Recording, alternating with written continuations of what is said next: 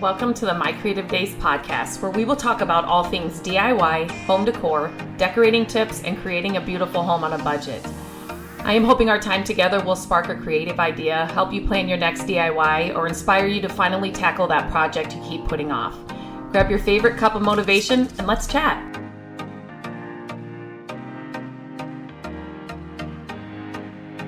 Welcome back to the podcast. How are you doing today?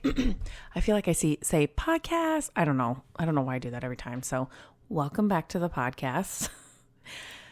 Today I'm going to kind of talk about something that I get asked about a lot. And it's something that, to be completely honest, I have never really shared on any of my channels or any of like my website or because it's well, there are a few reasons, and I won't go into all of those reasons, but something I get asked about a ton is, what do I pay for when I'm at my thrift stores? What should I be paying for certain items? What's the price point I should be, looking for or grabbing things right away if they're at a certain price point? And number one, we're all searching for different things at a thrift store, right? So you may be looking for something and I think I would walk right past it and never pay a dime for it, right? But, and vice versa. I'm looking for certain items when I'm thrifting and it's something you wouldn't even pick up. It's just kind of this, I don't know, it just, there's so many things behind it that make the price different or just this topic a little hard to just, make it black and white, meaning this is what it is. This is how it always is. This is, you know what I mean? It's kind of hard to just say that. But there's also a thing with, like some of the items now that I have an online store and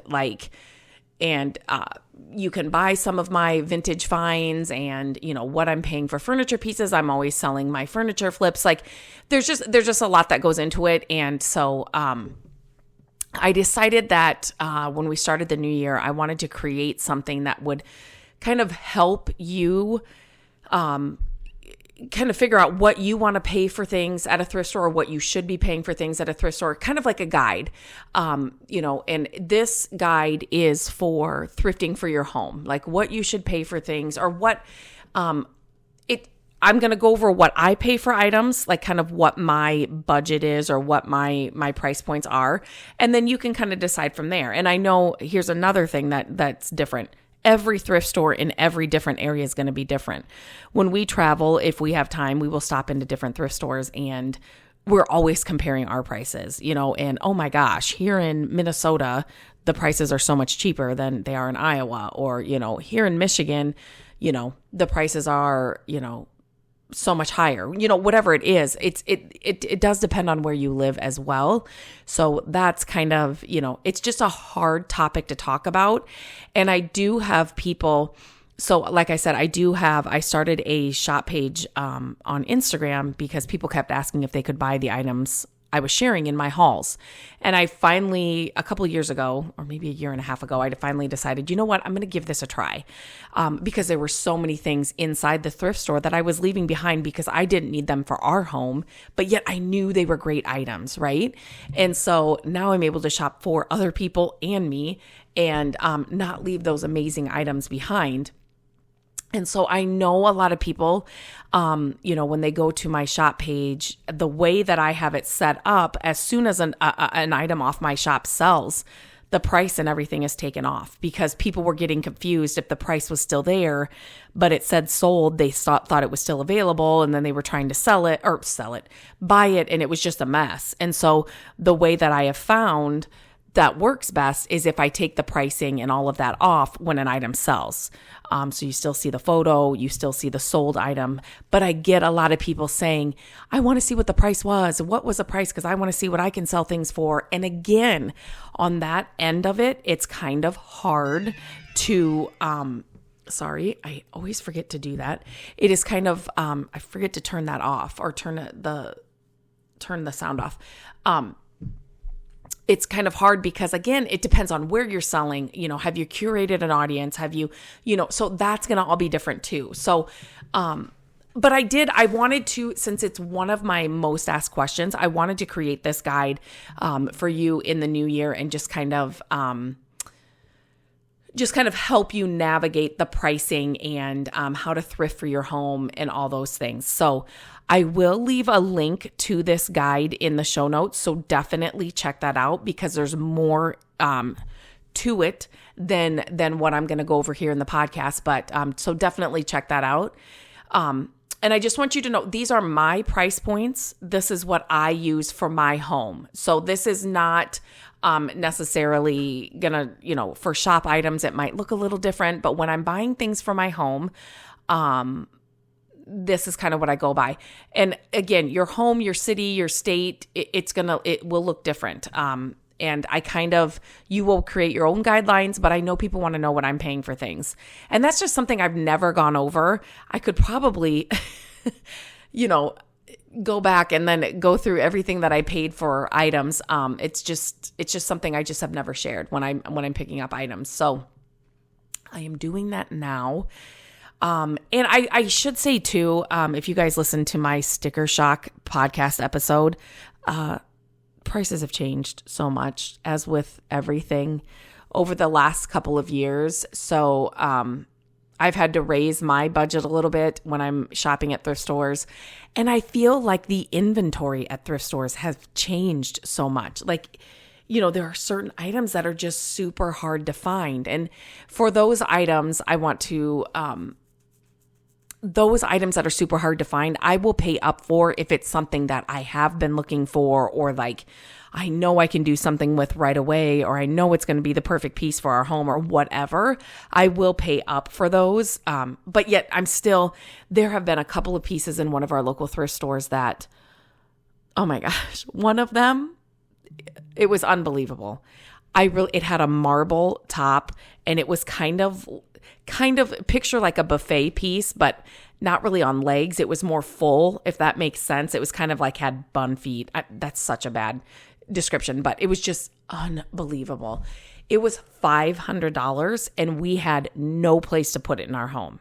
Now, when we do find that home and the home whatever calms down, the house whatever calms down, that might have been a piece that I would have grabbed, if we had the space. But even at $500, that was like really, really high. And they had a couple of other, it's like somebody had cleaned out a really old house, because you could tell all these big items were near each other, and it was just kind of like the same era, the same time. And you knew they kind of came from the same house. And so there were a couple of other pieces that were just unbelievably amazing. They didn't fit with our home at all, but just their prices were so high. And those other ones did sit in that thrift store for a long time. So yeah, with that being said, so like I'm saying, if there's something that I really want to find, or like I really need a cabinet for this room or whatever, and I find something amazing, I will pay up for it a little bit. But yet there's still that threshold where I'm like, just because you're a thrift store and you think you can put whatever price on it, and somebody's going to come in here and say, oh, it's a price at a thrift store, and so it must be cheap. Please let me tell you, do not think that anymore. That is not true. They have raised their prices on so many things. And it's not just now. Like, this was before. Like, I would pick up items that had come from a Home Goods or a Target, and the price at the thrift store was higher than what it was in the original store. So that happens a lot. Just because it's in a thrift store does not mean it's a good buy. So you definitely need to keep your blinders on and stay the course. And, don't get excited and, drawn off track because of this, shiny things. Like, it definitely happens a lot. And so just like any other store, you just got to watch the prices, and that can definitely happen. So, okay. So basically, I'm going to go over some of the things that I'm always picking up at thrift stores. So these are the items that if I find them at a good price within my price range, I'm going to pick them up. And like I said, it's going to be different for you, but this guide's going to help you kind of set your own. So check the show notes for the link to this, because then you can print it off and use it for yourself and just kind of see more in detail what I'm talking about. So I never want to leave a thrift store with buyer's remorse. And a thrift store, and this may differ in other areas, I can take back items that don't work. So like if it's something electronic or something and it doesn't work, I can take that back. If you're buying clothes at a thrift store, like our thrift stores, I think you have 5 days or something, and then you can take them back. But otherwise, if I picked up a basket and paid way overpriced for it, I can't take it back to the thrift store. So that's one thing with thrifting. You don't have that really return policy like you do in most other retail stores. So you don't want to walk out with buyer's remorse because you're stuck with the item. If I walk out of a Target and I am, the next day I'm like, oh my gosh, I spent $100 on stuff I didn't need, I can take it back, right? Like there's no, it's fine, but you don't want to do that in a thrift store. So, and these are kind of the same prices that I would use at an estate sale, a yard sale, a flea market, those kinds of things. So this is all applicable to all of those things. So number one, one area that I love to look for is like the greenery, the stems, the florals, the faux wreaths, that kind of area in your thrift store. Depending on what it is, I like to be under $5 for those items. So unless I'm getting if there was like a huge bunch of, stems or whatever, I would pay more than that. But I would not pay, this just happened. There were stems at a thrift store I was recently in, and they were like $3 for one of the stems. Does that make sense? So, and I'm like, there's no way. So when I say under $5, I'm meaning I want a good bunch of them that I can fill a vase with for under $5. If I find one stem for $3 or $4, I'm not picking it up because I know I can, that's not a great buy. Especially for the faux ones that are, usually you can find them cheaper than that on Amazon. So that's kind of my price point for those. Now, like wreaths and things might be a little bit, I didn't add wreaths on this actual guide, but I like to look at wreaths because sometimes they have things in them or on them that I really, really like. And I'll take the wreath apart, and then maybe the wreath form itself, I could reuse and do something else with it. So that's just kind of where I like to be and where I like to, the greenery and the stems can get really expensive if you're buying them, online or in stores. Home Goods and TJ Maxx are probably my favorite retail place to find those. I feel like at a reasonable price. Amazon too. You can find some good options there. But at the thrift store at a yard sale, that's my price range. That's where I want to be. Okay, if you followed me at all on any social, like Facebook or Instagram, I love a good Scrabble tile.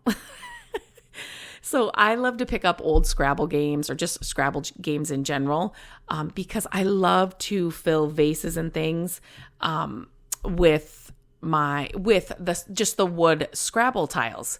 So I just like the way they look. I'm a sucker for like wood, and then just with the letters and stuff on them. I just like the way they look. So I fill vases with them and other things like bowls, ironstone bowls, and those kinds of things with the Scrabble tiles. So I always pick them up when I find them.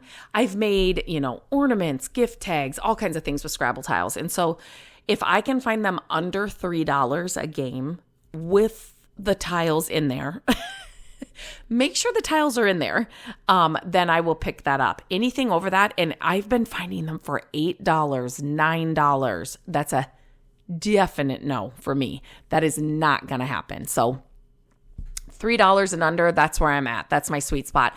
And a great place to find those really inexpensive is estate sales and yard sales. I feel like the thrift stores have caught on or something, and they keep marking them up. So Frames are huge at the thrift store. They can be expensive in a retail store. So I like to find really amazing frames at a thrift store. But depending on the size, so I'm going to say 8 by 10 and smaller, I like to be $5 and under. Anything over that, I'm not. That's kind of like my I mean, it would have to be a really cool vintage frame, an antique frame for me to go over that. But, just like a regular frame that you might find at Home Goods or something, a pretty frame or some, a 8x10 and smaller, I'm $5 and under. Baskets. Now, baskets is one of those topics that can have a broad range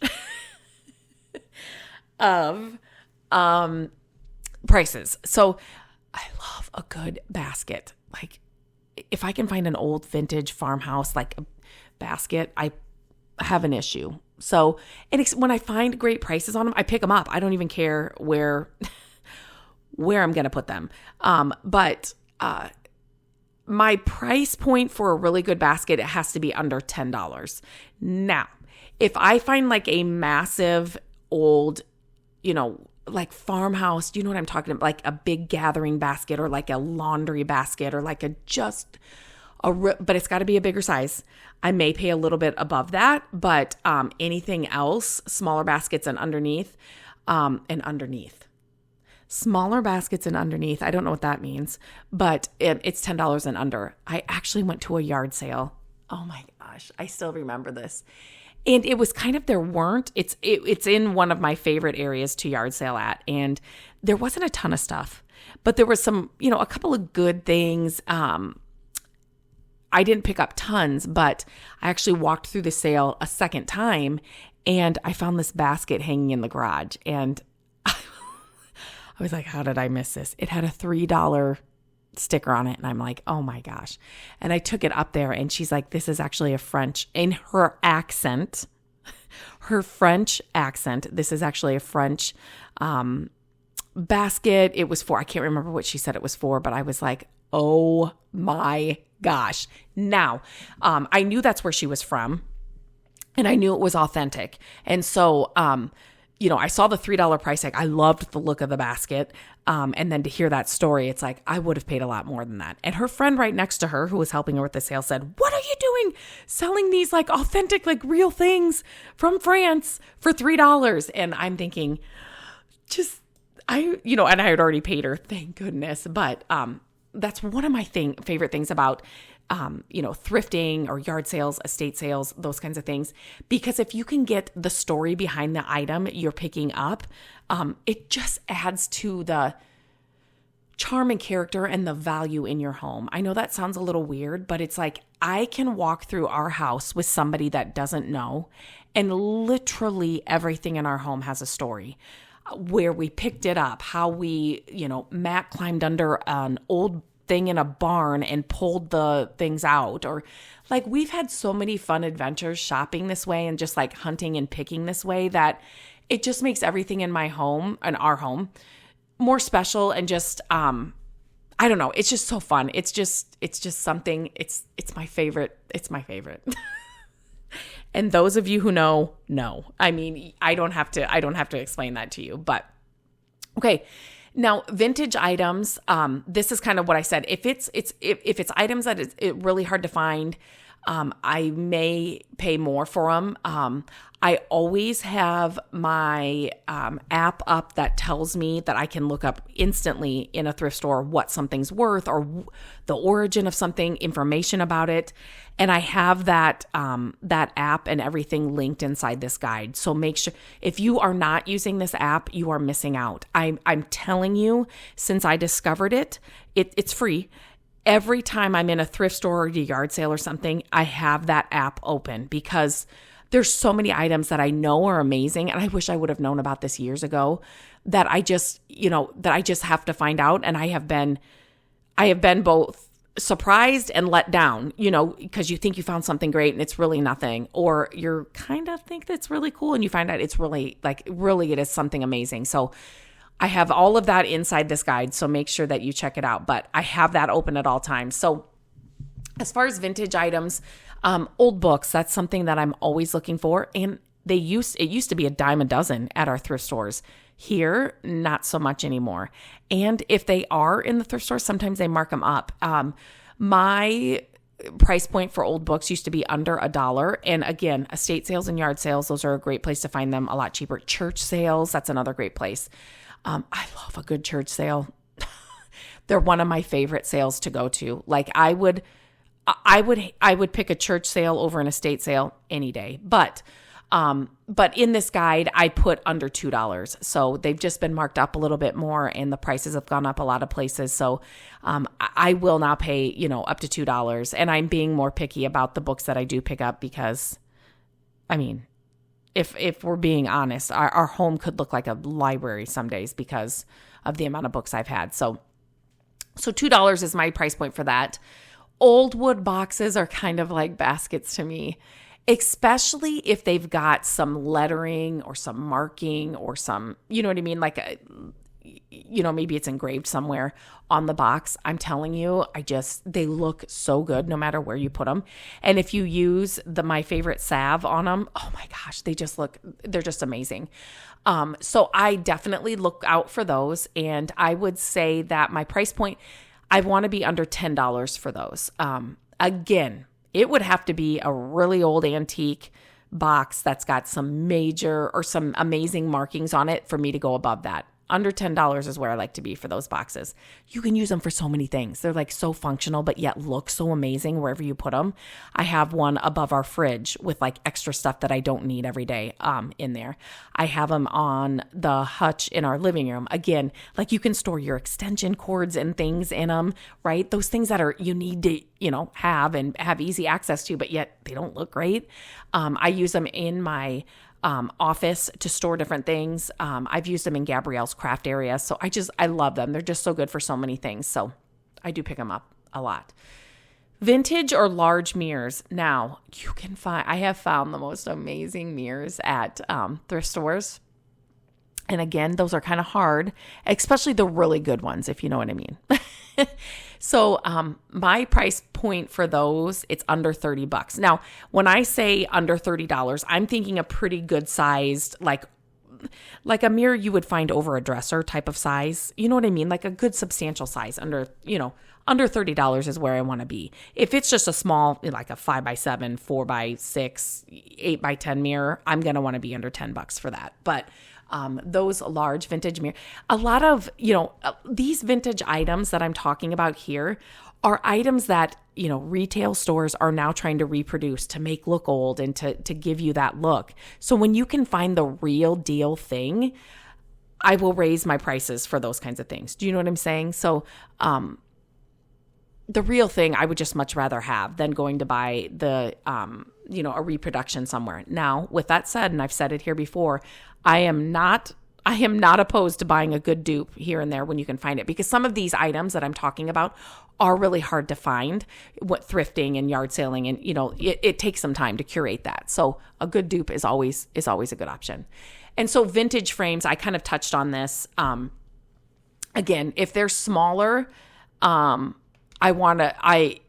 if they're vintage and old, I go up to $10 and under. Even I'm just thinking, I just bought a massive, it's massive. I'm 5'2", and it probably comes like from the floor up to my chin. And it's just the frame. That's all that came with it. And that was $10. Now I am going to turn that into a project. And I may be cutting that down, but so that was a steal because that frame was so massive. And so $10, I was like, heck yes, all day. But so if it was a bigger frame and it had the glass and everything with it, I might go a little bit over that. It just depends. It just depends. Like I said, these are kind of my price points, but like, you've always got that, oh my gosh, you found that vintage frame that is, you have never seen anything like it. And it's really old and it's, amazing.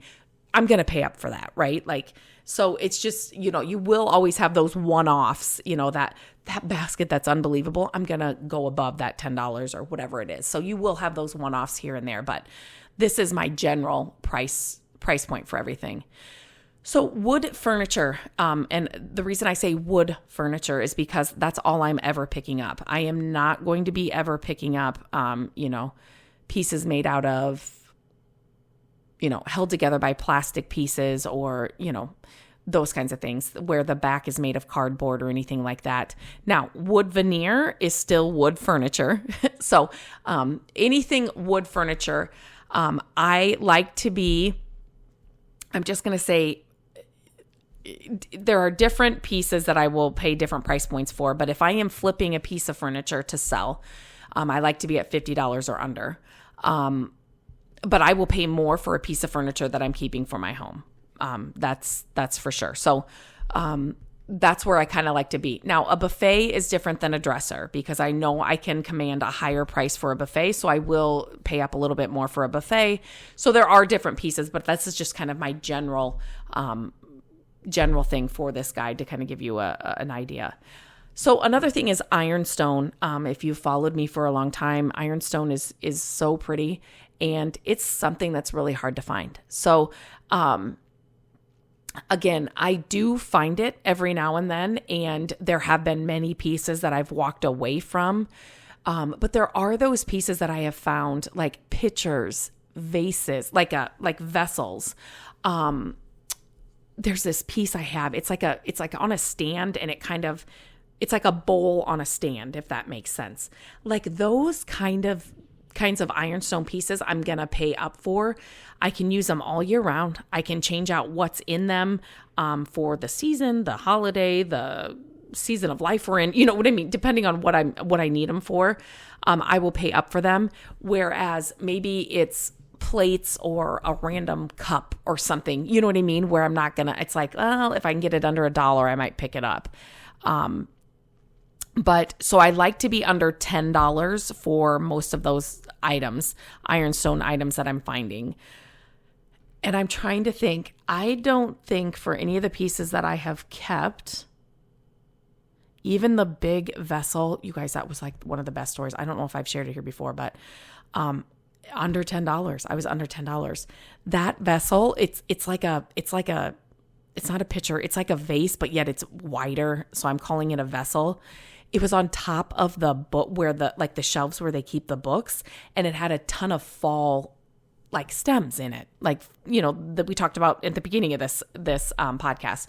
It had a ton of that in that. And so that's all you saw was the fall stems. And then I'm like, wait a minute. From a distance, I just see this white kind of vase with this stuff in it. But when I started moving a little bit, I could see that the white was a little bit yellow. And I'm like, there is no way that huge piece is ironstone. And you guys, oh my gosh, I could not okay. I don't know does anybody else know this? Okay. Again, if you know, you know, that feeling you get in a thrift store or a yard sale or wherever you are hunting and looking for things, and you find that piece and you were like, oh my gosh, oh my gosh, oh my gosh. You are legitimately freaking out inside, right? Like if somebody could see your inside on the outside, they'd be like, this woman needs help, right?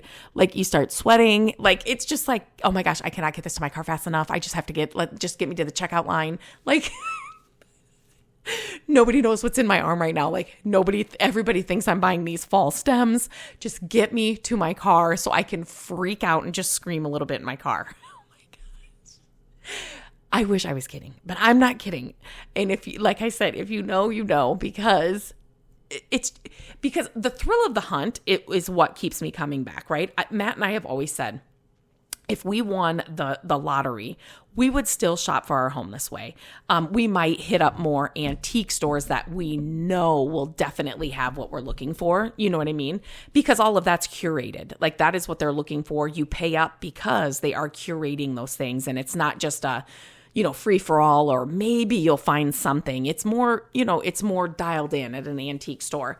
But we definitely, it's just that thrill of the hunt. No matter how much money we have, we will still shop this way because of those moments when you're like, oh my gosh, I just found an ironstone vessel, massive. It's under $10 and nobody knows. Like, I'm just going to walk out of here and freak out on my own.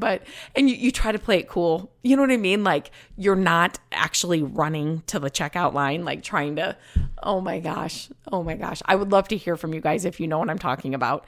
Or if you have a story like that. I have a gazillion. Another one was a typewriter that I literally followed this man around the store. He had it in a cart, and then I could kind of tell he wasn't, like he hadn't really made up his mind about it. Like he was still, you know, thinking about it, but he knew how to shop a thrift store. Put it in your cart just so you can think about it and then set it down later. And then just walking around that thrift store, done, like I hadn't found anything else. I'm walking around to wait to see if he's leaving with it or if he's not. Anybody else wasted time in a thrift store just to see that? And then he set the sucker down, and I was, oh my gosh, I ran over there. It's like this, like an olive green old typewriter. I still have it. It's in our family room. So, oh my gosh, I have a ton of stories like that. So we could do probably a whole podcast. If you guys would send me in those stories, I would love to do a podcast just about those stories. Oh my gosh, I'm writing this down right now because I'm going to forget it. That would be so much, fun. I will forget this. So I just want to write this down and see if I can get some of these stories in, but email me, Lindsay@mycreativedays.com. You can send me a voicemail, but I just think those would be a lot of fun to go through. And hopefully they're in a way that I can share them on the podcast because we all understand each other. We all understand each other.